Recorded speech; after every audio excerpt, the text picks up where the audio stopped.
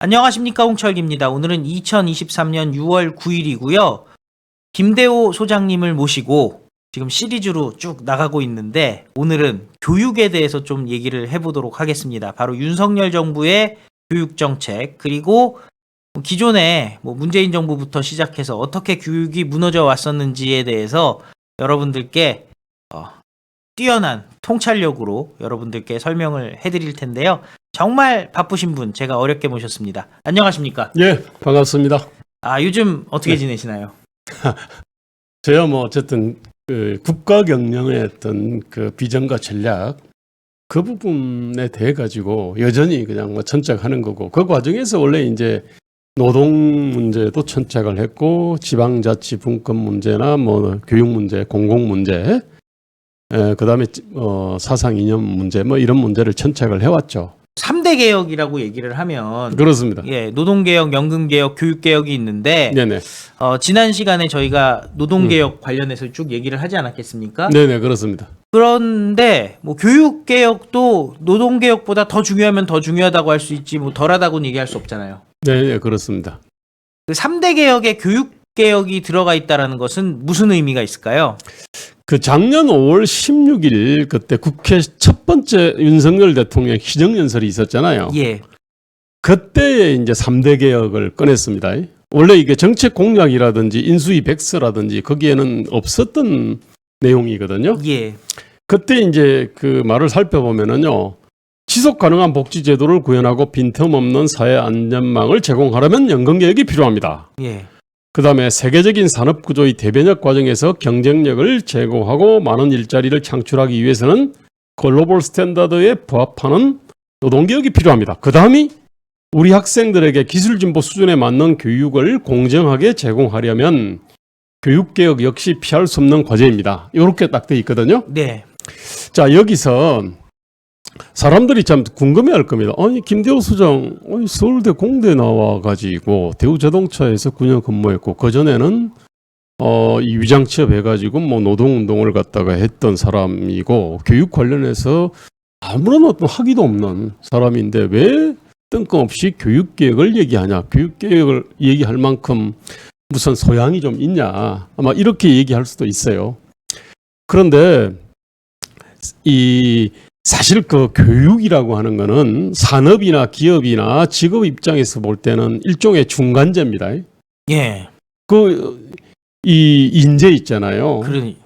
지금 예컨대 4차 산업혁명이다 어쩌고저쩌고 하면서 그에 따라서 반도체 산업이다 하면서 산업에 필요한 인재를 이렇게 육성해야 된다. 그런 차원에서 교육개혁 중요하다. 요 얘기 많이 들어보셨지 않습니까? 네, 그렇습니다. 그러니까 이제 산업, 기업, 그 직업의 어떤 입장에서 보면은 교육을 통해서 길러진 어떤 인재들은 원래 이제 그쪽에서 이렇게 수요가 있는 겁니다, 이게.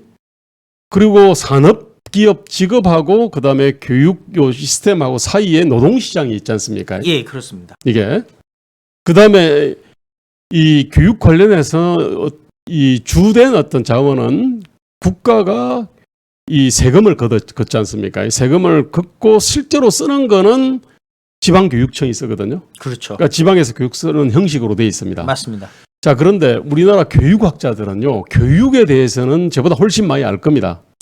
그렇겠죠. 예. 교육이라는 단어만 놓고 보면. 네, 그런데 실제로 그러면은 교육의 이 일종의 최종 소비자는 산업, 기업, 직업이잖아요. 그렇게 되겠죠. 그 사이에 노동시장이 딱 들어있지 않습니까? 그죠? 맞습니다. 그 다음에 교육을 갖다가 예산을 갖다가 이제 집행하고 규제를 갖다가 이제 실행하는 쪽은 지방이거든요. 네.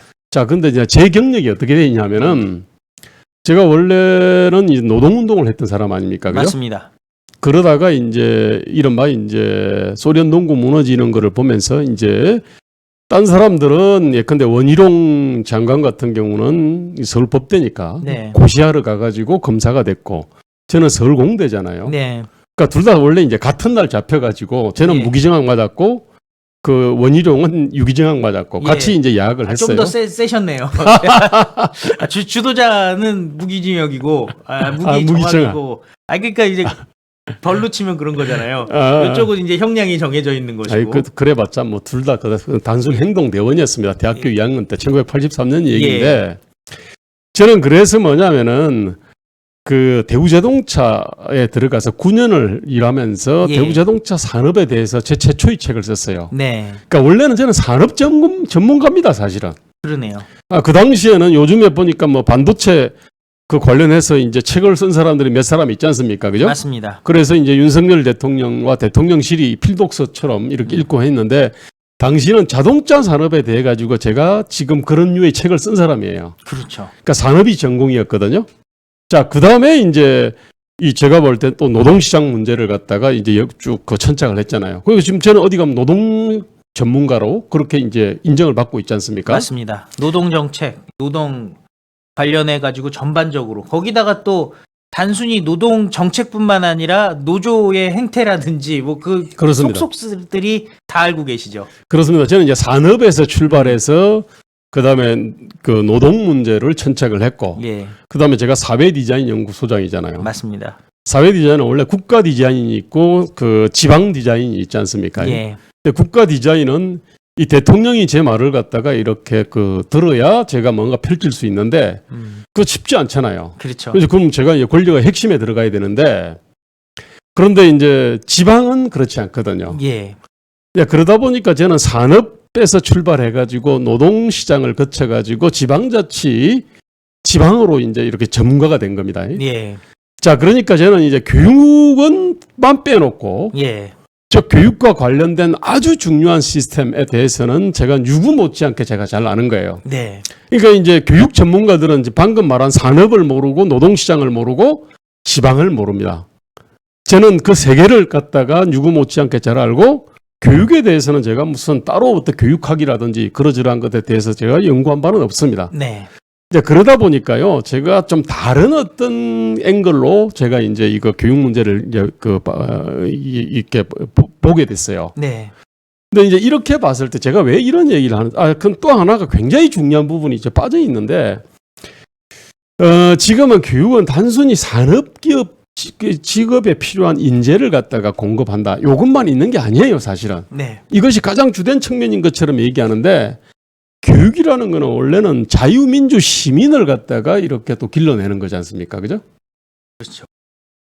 그 다음에, 지금 어떻게 보면은 자유민주 시민을 길러낸다는 점에서 보면은 이 홍철기 TV도 일종의 그 역할을 하고 있는 겁니다, 사실은. 아주 적지만 하여튼 조금은 하고 있다고 볼 수 뭐 있겠죠. 겸손하게 이제 보시면은 이제 그런데 사실은 굉장히 중요한 일종의 이게 지금 교육 관련된 컨텐츠잖아요. 누구 뭐 그렇죠. 욕해가지고 그냥 뭐 그때 와봐 왁작지를 김어준처럼 떠들고 그 다음에 잊어버리는 것이 아니고 예, 나름대로 어떤 이 분석이 있고요, 진단이 있고 대안이 있는 방송 하시잖아요. 하려고 일종의 노력을 하죠. 예, 이것도 뭐냐면 일종 교육 콘텐츠 크게 보면 교육 콘텐츠적 측면이 있습니다.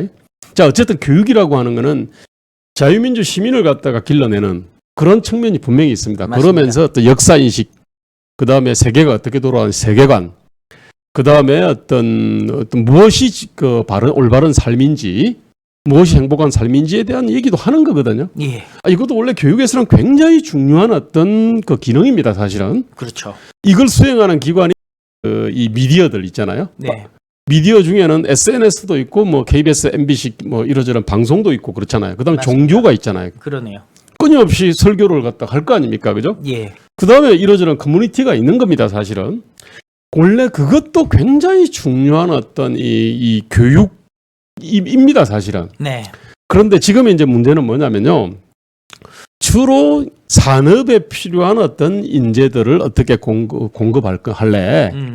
그러니까 요 측면에서 지금 이제 여러 가지 교육 정책이 쭉 나오고 있거든요. 네, 이러면은 뭐냐면 기술 진보 아까 제일 처음 하셨던 말이 그거잖아요, 그죠? 기술 진보 수준에 맞는 교육을 공정하게 제공하려면 예, 교육개혁해야 된다. 결국에 이제 4차 산업혁명이라든지 뭐 디지털 심화라든지 이런 어떤 기술 진보에 이 대응해서 우리 교육이 어떻게 바뀌어야 될 거냐 요 얘기를 갖다 하는 겁니다. 네, 근데 이제 제가 이제 이렇게 얘기한 거는요. 여기서 이제 그러면은 교육에서 그러면은 인재라고 해서 공급을 하면은 산업이 아이고 고맙습니다. 잘 길렀습니다. 이렇게 안 합니다.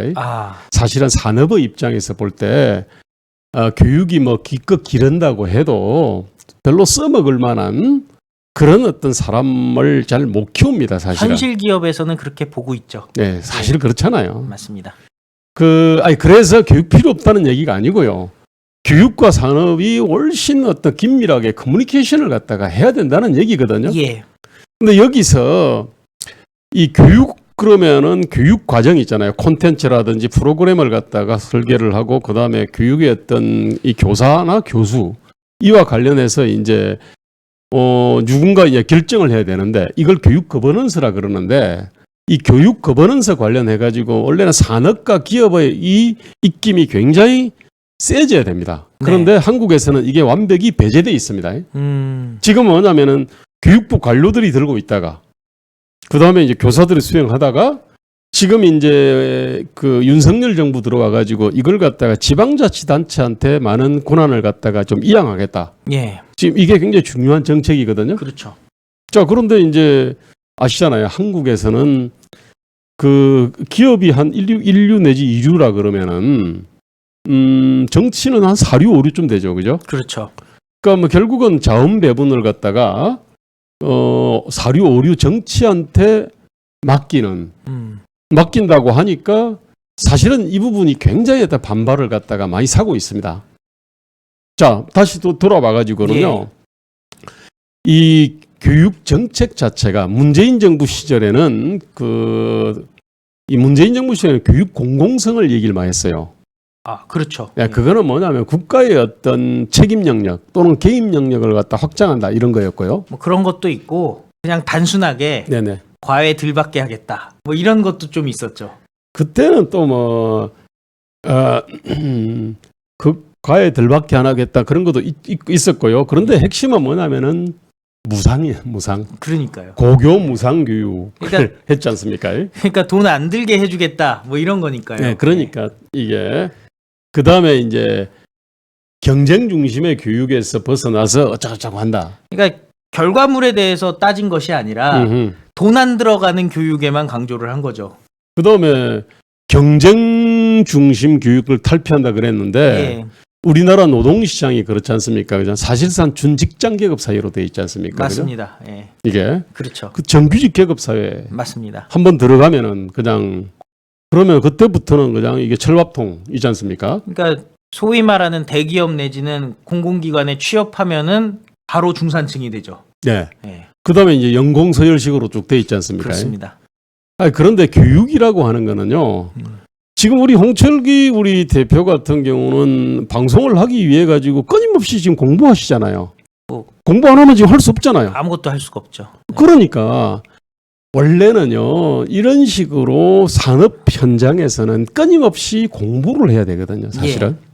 그러니까 기술을 익히거나 아니면 끊임없이 공부를 해야 되는데 그렇게 이제 공부를 갖다가 하면은 이게 그러면 그런 사람들이 위로 올라갈 수 있다 그러면은 끊임없이 공부할 거예요. 그죠? 네. 근데 이제 아까 우리가 이 공부 안 하면 도태가 돼야 되는 거고요. 맞습니다. 근데 한국은 이제 예컨대 공무원이 되거나 공공기관에 들어갔다 또는 어떤 강력한 노조가 있는 어떤 기업에 들어갔다면은 한번 딱 들어가기만 하면은 그때부터는 도태되는 일이 없죠. 그렇죠. 그다음에 뭐 직무라든지 뭐 이 스킬이 뭐 이렇게 향상되든 향상되지 않든 그냥 계속 연공서열로 올라가지 않습니까? 그죠? 맞습니다. 그러니까 우리는 원래 이제 지금 모든 어떤 이 교육은 사실은 그 평생 교육으로 돼 있거든요. 네. 그 평생 교육이 어디 동사무소 같은 데서 무슨 뭐 이렇게 뭐 피리 가르치고 북치는 거 가르치고 뭐 댄스하고 이런 것이 아니고요. 지금 뭐냐면은 홍철기 대표 같은 경우가 지금 일종 평생 공부를 하고 있는 거예요. 사실은 끊임없이. 예, 그렇죠. 공부 안 하면 안 되니까. 예. 그러니까 그래야 이제 이 스킬업이 되거든요. 근데 한국은 근원적으로 지금 산업과 기업에서 이 노동시장 시스템 자체가요. 평생 교육을 갖다가 별로 요구하지 않습니다. 아, 이게 꽤 치명적 문제거든요. 예. 좋은 데 들어가면 되는 거지 뭐. 그러니까 이제 원래 직무 성과급이라고 하는 거는 이 직무의 어떤 스킬이라든지 그죠? 그 난이도라든지 그 성과를 묻겠다는 건데 우리는 뭐 한번 들어가면은 뭐 직무 난이도라든지 뭐 직무 숙련도라든지 뭐 성과라든지 이걸 갖다 묻지 않으니까요. 그렇죠. 사실은 이게 원래 교육 개혁에 있어서 가장 치명적인 사실은 문제거든요. 네. 근데 지금 윤석열 정부는 그래도 이제 계속 그 얘기 하지 않습니까? 그죠? 근로시간 개편 이 1번이었고 2번이 뭐냐면 직무 성과 중심의 임금 체계였습니다. 아, 그런데 문재인 정부는 노동가치 존중, 사람이 먼저다 뭐 이래 가지고 일단 좋은 데 들어온 사람들 있지 않습니까? 네. 그 사람들의 어떤 권리 이익을 갖다가 상향시키고 안정시킨다. 이 컨셉이었거든요. 어떻게 보면은 정치적으로 표를 얻기 위한 움직임이었다고 봐도 되지 않을까요? 그렇습니다. 예. 그다음에 그 기득권을 갖다가 훨씬 더 강화를 갖다가 해주는 거고요. 예. 기득권도 예컨대 자기들하고 특수관계, 예컨대 이 특정한 어떤 지연, 학연, 혈연, 그 다음에 사실은 당연 따졌을 겁니다. 당. 예. 이걸 갖다 따져가지고 이 사람들을 비정규직으로 싹 받아가지고 그 다음에 이걸 갖다가 정규직으로 확 전환해가지고 이 일종의 그 공공 양반으로 만들어주는. 예. 그럼 이 사람들은 이제 그 평생 동안 아마 민주당에 대해서 충성할 거 아닙니까, 그죠? 그렇겠네요. 그리고 모든 노동개혁에 대해서는 반대할 겁니다, 이 사람들은, 그죠? 예. 자, 그런데 아까 교육 관련해서는요, 이런 식으로 모든 나라들의 교육개혁이라고 하는 거는 어쨌든 이 산업과 어떤 교육 시스템이 이 커뮤니케이션들을 갖다 해 나가면서 그 다음에 디지털 어떤 시대, 그러니까 4차 산업혁명 시대에 맞게 그렇게 인재들을 갖다가 공급하는 교육 훈련시키는 그런 식으로 쭉 가는데 네. 문재인 정부 시기에도 뭐 4차 산업혁명 뭐 이런 얘기는 했어요. 네. 했는데 했던 게 뭐냐면은 고교 무상교육, 그 다음에 대학 등록금하고 뭐 주거부담 경감, 그리고 뭐 그 다음에 교육의 희망사다리라는 이름으로 해가지고 교육의 어떤 취약계층들, 사회적 배려 대상자들. 결과적으로 교육의 네. 그 본질의 문제가 아니라 계속 경제적인 문제로만 들어가고 어떻게든 표를 더 얻을까 거기에만 관심이 있었던 거잖아요. 그렇죠. 그 다음에 예. 또 교육 공급자 집단 중에 이제 그 교원 노조, 예. 정교조가 있잖아요. 정교조가 있죠. 정교조 요구가 뭐겠습니까? 교육에 돈 더 많이 쏟아부어라. 아, 한마디로 말하면 이겁니다. 자기네한테 돈을 줘라. 딴 데 예. 말고. 예, 그러니까 그래서 이 사람들은 학급당 학생수 감축이, 그 얘기는 뭐냐면 교사를 더 많이 뽑아라는 얘기거든요. 예. 지금 생각해 보면은요, 지난 한 20년 전, 25년 전하고 비교하면 학급당 학생 수가 드라마틱하게 줄었습니다. 엄청나게 조금이죠. 그러면은 교육의 어떤 그 질이 있잖아요. 예. 이 사람들은 뭐냐면은 교사 1인당 학생 수만 줄여주면은 무지하게 어떤 좋은 교육이 될 것처럼 얘기했어요. 예. 이게 학급당 학생 수 감축이잖아요. 예. 그래가지고 어마어마한 돈들을 갖다가 쏟아부었는데 지금은 교실 붕괴 상황이거든요. 그렇죠. 이거 다 그 현실 알지 않습니까? 저희가 학교 다닐 때는 네네. 뭐 저보다 더 콩나물 시루에서 하셨겠지만 우리는 60에서 70명이었어요. 저희는 이제 50에서 60명 정도 있었거든요. 자, 그런데 지금은 20몇 명 놓고 학교가 운영이 되지 않습니까? 저보다 더 적습니다. 그건, 그것보다- 그건 도시고요. 도시고, 신도시가 이제 그런 상황이고, 예. 뭐 5명, 10명, 15명 뭐 이래가지고 선진국 수준을 갖다 훨씬 능가를 하거든요. 아, 그 정도면은 거의 무슨 개인 교습이랑 비슷할 수준이네요. 그러니까 말입니다. 네. 그래도 이 사람들은요, 전교조 일관된 요구는 학급당 학생수 감축해라.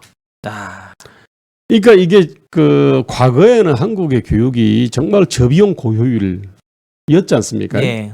근데 지금은 완전히 어떤 고비용 저효율로 이렇게 그냥 딱 돼 그러네요. 있거든요. 그 지금은 또 출산율이 낮아져 버렸으니까 네. 뭐 자연스럽게 계속 학생은 주는 거 아닙니까? 참 그러니까 그것도 말입니다. 그 우리가 지금 교육재정교부금법이라고 그런 법이 있습니다. 예. 그게 이제 내국세라고 그 법인세 뭐 등등등 이런 게 있는데 내국세의 한 20점 몇 프로, 한 20% 남짓 예. 이걸 갖다가 무조건 이렇게 할당하게 돼 있거든요. 근데 예. 경제 성장은요 끊임없이 돼 왔습니다. 그죠? 이렇게 됐을 거 아닙니까? 경제. 맞습니다.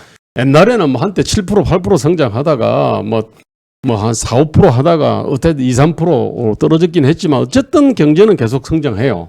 그 얘기는 뭐냐면은 세금은 점점 늘어났다는 얘기거든요. 근데 여기에 대해 가지고 일괄되게 뭐냐면 내국세의 20전 뭐 몇 프로를 무조건 교육 재정으로 이렇게 확보하도록 돼 있어요. 예. 자, 근데 애들은 어떻게 됐습니까? 애들은 완전히 이렇게 감소를 했잖아요. 줄어들었죠. 애들은 완전히 감소를 갖다가 했고 재정은 계속 늘어나고 예. 완전히 이제 벌린 악의 입처럼 돼버린 겁니다, 이게. 이야. 자, 그런데 그래서 지금 이거는 뭐냐면은 교육재정교부금법은 뭐냐면 이 재원은 유치원, 유초중등 교육에만 쓰도록 돼 있습니다. 예. 유치원부터 시작해서 고등학교까지. 예. 무조건 쓰도록 돼 있어요. 학생들은 엄청나게 감소를 했는데 재정은 뭐 어마어마하게 늘어났어요. 아. 어떻게 되느냐? 완전히 유초중등 교육은 예산의 홍수입니다. 홍수. 홍수. 네. 와. 그런데 고등교육 쪽 대학 교육 있잖아요. 예. 이쪽은 2010년에 그때 대학 등록금을 동결을 했잖아요. 네. 지금도 동결돼 있습니다. 사실상. 자, 그러다 보니까 이쪽은 완전히 돈 가뭄이에요. 아. 한쪽은 돈 홍수, 한쪽은 돈 가뭄으로 돼 있습니다. 이야. 그 돈 홍수 그 정도 나왔으면 자기들이 얘기했던 대로 그 돈도 안 들이고 사교육도 없어지고 뭐 그래야 될 거 아닙니까? 엄청난 성과가 나와야죠. 돈이 쏟아 부었으면은. 전혀 그럴 수가 없는 게 예. 아니 사교육이라는 게 더 좋은 학교, 그러니까 더 좋은 직업을 얻기 위해서. 근데 예. 지금은 뭐 의과대학이 서울공대보다 지금은 아마 지금 대부분 그 의과대학들이 다 높다고 난 들었습니다. 그러니까 전국의 모든 의과대학까지 입학이 끝나고 나서 그 다음에 서울대 공대가 시작될까 말까 하죠. 왜냐면은 네네. 치대도 있고, 그러니까 예. 말입니다. 한의대도 있고 그렇기 때문에 지금은 뭐 비교가 안 되죠. 그러니까 이제 뭐냐면 공과대학 나오면요. 어쨌든 글로벌 경쟁이 일어나는 어떤 산업기업에서 일을 해야 됩니다. 예, 글로벌 경쟁이 일어나는 상품 서비스를 갖다가 생산해야 되거든요. 맞습니다. 그런데 이제 의과대학이라든지 이쪽은 딱 그냥 국가 규제로 이래가지고요. 이거는 그냥 로컬이거든요. 그러네요. 자, 그러다 보니까 이제 이쪽은 굉장히 안정돼 있는 거고요. 글로벌 경쟁은 굉장히 치열하지 않습니까? 맞습니다. 중국하고도 경쟁해야 되고 베트남, 인도하고도 하고 미국, 뭐 일본하고도 해야 되거든요.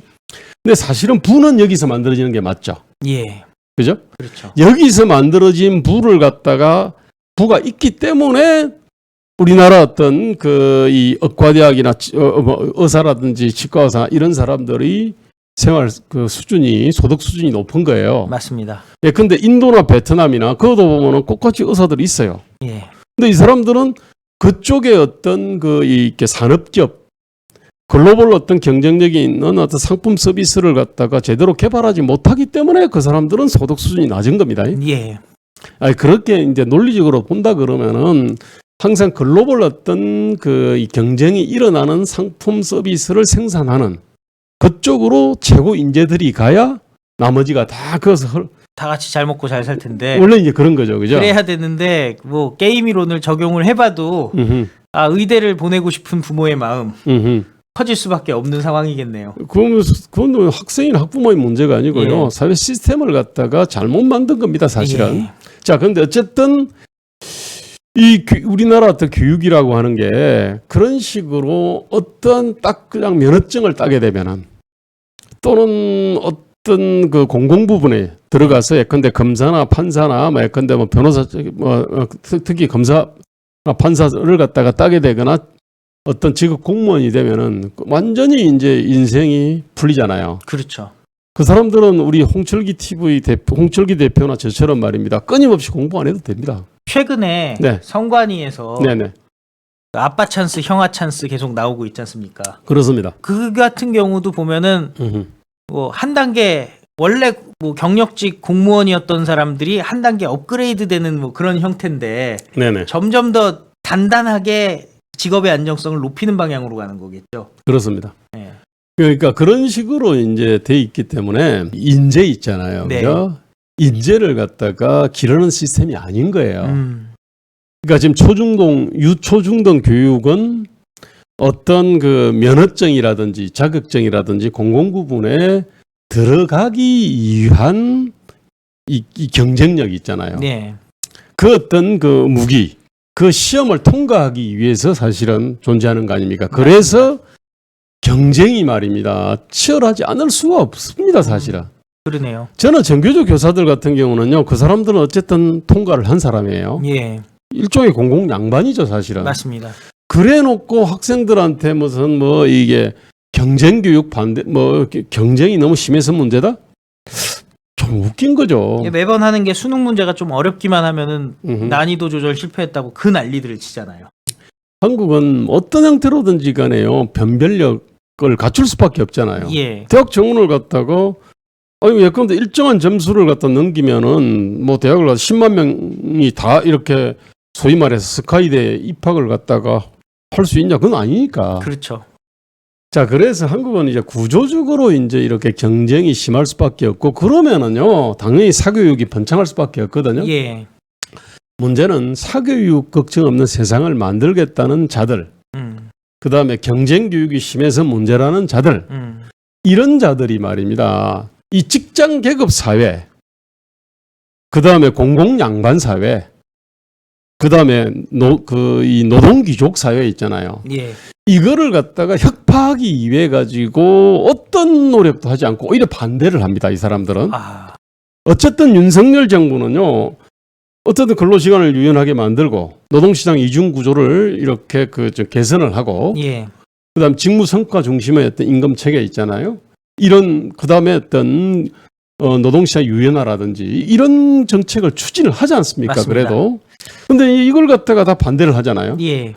하는 논리가 뭐냐면 신자유주의다 이런 얘기예요. 네. 문재인 대통령 최근에 얼마 전에 얘기했죠. 예. 또 신자유주의 타령하더라고. 예. 자, 그래서 한국은 이렇게 그 교육 개혁을 이렇게 가로막는 어떤 그 세력과 그 이념이 있잖아요. 그게 굉장히 사실은 강력합니다. 자, 그런데 네, 어쨌든 그런 문제들이 지금 쭉 있어 왔는데 네네. 그러면 앞으로는 어떻게 해야 될까요? 자, 그래서 가장 근원적으로는요. 네. 실력 있는 사람이 위로 올라가는 시스템을 만들어야 됩니다. 이게 핵심이거든요. 실력 있는 사람이 위로 올라갈 수 있도록 해야 된다. 그럼 실력을 기르기 위해 가지고 뭐 이렇게 평생 학습을 하고 예. 뭐 그럴 거 아닙니까? 그죠? 맞습니다. 그럼 실력 없는 사람은 내려오도록 만들어야 되거든요. 예. 자, 그러면 지금 예컨대 우리 유튜브에서 홍철기 대표는 드물게도 서울대를 나왔지 않습니까? 그런데 사람들은요, 홍철기가 서울대를 나왔는지 어디 나왔는지 아무 관심이 없습니다. 관심 없죠. 예. 왜? 내용 들어보고. 어디 장사하는 사람들도 학벌 묻지 않거든요. 예. 철저하게 실력에 죽고 실력에 살면은요, 이 학벌, 학벌 개념이 없어집니다, 사실은. 학벌 묻지 않아요. 그렇죠. 예. 자, 그리고 실력에 죽고 실력에 살면은요, 그러면 끊임없이 공부를 갖다 하게 돼 있습니다. 끊임없이 이렇게 연말을 하게 돼 있고요. 맞습니다. 지금 한국의 가장 큰 문제는 이 실력주의 사회가 아니고요. 네. 어디에만 딱 들어가면은, 면허증만 따면은, 공공부문에 들어가면 아주 강력한 노조가 있는데 입사만 하면은 완전히 어떤 만사가 그냥 풀려버리는 일종의 경직된 계급 사회이기 때문에 사실은 문제거든요. 예. 교육 문제는 여기서 발생합니다. 그러네요. 그렇기 때문에 여기서 사교육이 있는 거고 경쟁이 있는 거고요. 문제 해결의 가장 어떤 기본은요. 실력주의 사회를 만드는 것이 1번입니다. 사실은. 실력주의 사회. 자, 그다음에 그에 따라 가지고 이제 쉽게 되진 않겠죠. 그죠? 맞습니다. 자, 그다음에는 뭐 어디든지 항상 맞춤형이 돼야 됩니다. 원래는 개인 맞춤형, 기업 맞춤형, 산업 맞춤형이 돼야 될 거 아닙니까? 그죠? 네. 맞춤형 하려 그러면 생산자하고 소비자, 공급자하고 그다음에 수요자들이 긴밀하게 만나야 될 거 아닙니까? 그죠? 맞습니다. 이게 서로 이제 그 커뮤니케이션을 갖다 많이 해서 뭔가 공동으로 뭔가를 갖다가 만들어야 될 거 아닙니까? 그죠? 예. 그러면은 뭐냐면은 교육의 거버넌스에 교육의 어떤 내용으로 교육할래? 그리고 프로그램 어떻게 할래? 이런 것들은 산업과 기업 있잖아요. 이 사람들이 사실은 여기 결정 단위에 사실 들어와야 됩니다. 예. 지금은 돈 가진 쪽 교육부 관료들 있잖아요. 그 다음에 지방자치단체, 그 다음에 어떤 공급자들이 어떤 교사나 교수, 이 사람들과 더불어 가지고요. 어쨌든 수요자들이 어떤 깊숙하게 사실은 많이 들어와야 되거든요. 네. 이게 이제 큰 어떤 방향이고요. 지금 그 윤석열 정부는 그쪽으로 이제 발은 사실은 떼놨습니다. 그 발을. 올해 1월 5일 날 그때 이제 이주호 장관께서 그때 이 10대 그 4대 분야, 이 4대 기획 분야 10대 핵심 정책. 네. 이래가지고 이제 뭐 학생 맞춤 교육 개혁, 지역 맞춤 교육 개혁, 그다음 산업 사회 맞춤 교육 개혁, 그다음에 관련된 필요한 입법 뭐 이런 내용들로 딱 정식화했고요. 지금 일단은 올해는 3대 중점 어떤 개혁 과제를 갖다 설정했는데 그게 첫 번째 뭐 국가 교육 그 국가 책임 교육 돌봄인데 이게 뭐냐면은 그 초등학교 들어가면은요 일찍 끝나지 않습니까? 그러다 보니까 이제 그때부터는 케어가 안 되잖아요. 네. 그러니까 이제 뭐 태권도 하고 뭐 하든 이렇게 돌리고 그건 돈 있는 사람이 돌리는 거고 그렇지 않으면 완전히 이제 난감해지니까 이걸 초등학교에서 돌봄을 확대하겠다 이런 거예요. 이게 이제 이른바 그 유치원하고 그 유보 통합하고요. 그다음에 늘봄 학교라고 있습니다. 늘 봐주는. 그러니까 요게 하나가 있고요. 그다음에 이제 여기 디지털 기술 있잖아요. 네. AI라든지 뭐 이런 코딩 교육이라든지 AI 교과서라든지 어쨌든 이 디지털 어떤 이 기술을 갖다가 이렇게 그 많이 활용하는 이쪽이 이제 두 번째 방향이고요. 그다음에 이제 대학 개혁인데 대학 개혁의 핵심은 이제 지방자치단체에 대해 가지고 대학에 대한 행정적 재정적 권한을 갖다가 많이 넘기겠다 이런 건데 아다시피 우리나라 지방자치단체가 이 양대 정당의 식민지처럼 되어 있습니다. 지방자치단체. 그렇죠. 예. 그렇잖아요. 맞습니다. 네, 그러다 보니까 식민지면은 저 위에 식민지 총독의 눈에 들어야 될 거 아닙니까? 맞습니다. 그러니까 이제 그 공천만 받으면 되고 그러다 보니까 이제 지방자치단체의 어떤 단체장의 리더십들이 사실 굉장히 좀 수준 미달인 사람들이 많아요. 지방 의원도 마찬가지고. 그런데 이제 거기다가 이제 교육 관련된 어떤 행정적 재정적 권한을 갖다가 주면은 어떻게 될까?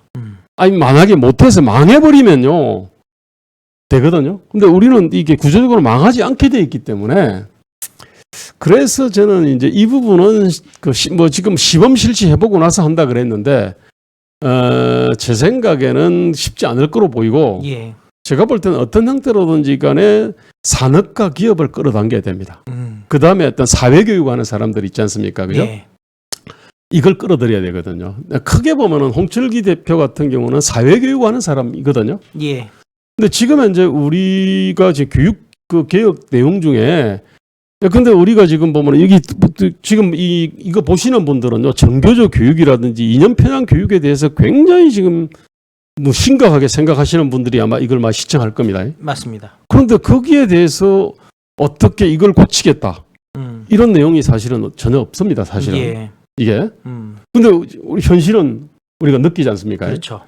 그러니까 뭐냐면은 산업 인재와 더불어서요 자유민주 시민 어떤 교육들을 갖다가 이걸 해야 되는데 자유민주 시민 교육이 안 되면요 이런 식으로 뭐 그냥 광우병 괴담, 사드 괴담, 후쿠시마 어떤 방류수 괴담에 그냥 이렇게 그냥 휘둘리고요.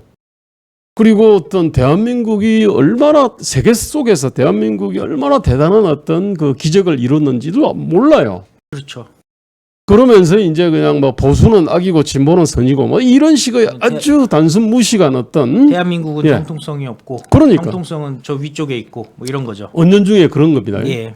아니 근데 이것도요 굉장히 심각한 문제인데 저는 이 문제를 지금 현재 어떤 이것도 일종의 교육 문제거든요. 맞습니다. 근데 이와 관련해 가지고는 어떤 문제의식이 없습니다. 사실은. 예. 그래서 그런 점에서 이거는 좀 아까 그 교육 관련해서는요 산업 기업 앤드 사회 있잖아요. 네. 그죠? 사회에는 뭐 이런 어떤 뭐 예컨대 뭐 이런 유튜브나 지식인이나 그다음에 교회라든지 뭐 이런 쪽도 어떤 교육에 대해 가지고 어떤 형태로든지 간에 교육 관련된 어떤 이 콘텐츠나 프로그램들을 갖다가 생산하는 과정에 참여를 좀 해야 됩니다. 사실은. 네. 그 사람들한테 일임하자는 게 아니고요. 그건 같이 해야 되는 거거든요. 그러네요. 지금 우리는 교육이 보면은 산업기업 직업이 필요한 교육을 한다. 요것만 딱 돼 있고요.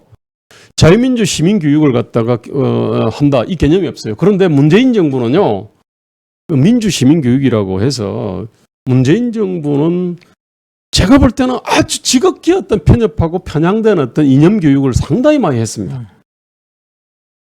그러면은 이걸 바로잡기 위해서라도요. 우리는 자유시민교육이나 또는 자유민주 시민교육을 해야 될 거 아닙니까? 그러네요. 지금 어떻게 보면 KBS라든지 EBS라든지 이것도 지금 잘 못하고 있는데 어떻게 보면 일종의 지금 이제 우리 SNS 우리 유튜버 유튜브 하시는 분들께서 일종의 그 게릴라전을 하고 있는 거거든요. 지금 정규군들이 있는데 정규군들은 지금 아직까지 이게 버티고 있지 않습니까? 그렇죠. 노조가 버티고 있고. 예. 제가 볼 때는 어쨌든 이것도 그 굉장히 중요한 교육이라고 이제 생각을 해서 그에 따라서 어떤 정책들이 필요하다고 저는 생각을 합니다. 예. 자, 마지막으로 네. 저희 시청자 여러분들께 네. 그리고 정부에 뭐 제안하고 싶으신 거 있으면은 말씀을 해주시죠. 제가 당신이 뭐 하는 사람이냐라고 물어보면 한마디로 말하면 저는 어떤 정책의 어떤 기본 설계자라고 저는 얘기할 수 있거든요. 예. 그러니까 예컨대 뭐 교육 정책이라든지 노동 정책, 공공 무슨 뭐 연금, 복지 등등등 이건 개별 정책 대비 개별 시스템인데요. 맞습니다. 이 전체 있잖아요. 이 전체를 조망을 하고 그에 따라서 이제 이 관련 부분들을 갖다가 전체를 파악을 해가지고 이제 정책을 설계하는 게 이제 그 일종의 기본 설계인데 네. 그 교육도 노동도 그렇지만요. 교육도 이런 저 근본적인 질문이 있지 않습니까? 네. 이 질문들을 안 해봤어요. 예컨대 교육하면은 그냥 교육학자하고 그 다음에 뭐 교육 관련된 논문선 사람이라든지 지금 교수라든지 교사라든지 이런 사람들이 다 보면은 교육 정책을 갖다가 주도해왔고 주도하려 그래요. 그리고 그 사람들은 단어도 쓰는 단어가 달라요. 예. 네. 그런데 이 사람들이 하다 보면 항상 하는 얘기가 뭐 산업에 필요한 어떤 인재를 기르기 위해 가지고 예. 뭐 디지털 인재 100만 명을 육성하겠다. 이거 이번 인수위 이거 백서에 들어있던 예. 내용입니다. 산업에 대해서 몰라. 산업이랑 상관없이 자기네가 100만 명을 정한 거죠. 그러니까 산업 입장에서 보면 예. 사실 코드수 나오거든요. 그렇죠. 그거는 이 산업과 기업에서의 어떤 교육들을 갖다 활발하게 만들어주고 그 다음에 이쪽이 요구하는 대로 해줘야 되는데 맞습니다. 이 사람은 산업에 대해 하나도 몰라요.